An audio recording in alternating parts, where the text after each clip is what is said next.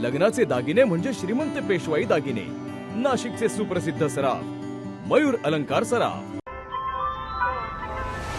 ताज्या बातम्यांसाठी नाशिक न्यूजच्या YouTube चॅनलला सबस्क्राईब करा आणि बेल आयकॉनला प्रेस करा।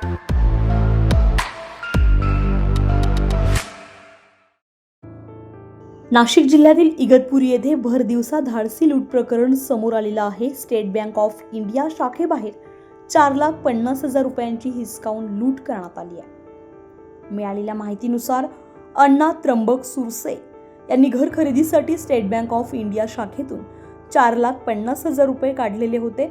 बँकेतून बाहेर पडताच दुचाकीवरून आलेल्या 2 अज्ञात इसमांनी त्यांच्या हातातील पैशांची पिशवी हिसकावली आहे। ही संपूर्ण घटना काही क्षणांत घडली आणि आरोपी क्षणार्धात घटनास्थळावरून फरार झाले। या घटनेमुळे परिसरात एकच खळबळ उडाली आहे, तर नागरिकांमध्ये भीतीचं वातावरण निर्माण झालंय।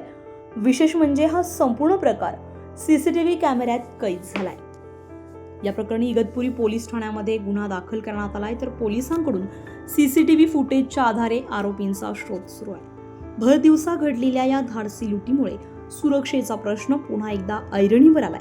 आरोपींचा लवकरात लवकर शोध घेण्याचं आव्हान आता पोलिसांसमोर उभं ठाकलंय। अश्विनी पुरी, नाशिक न्यूज, नाशिक। ताज्या बातम्यांसाठी नाशिक न्यूजच्या YouTube चॅनलला सबस्क्राईब करा आणि बेल आयकॉनला प्रेस करा।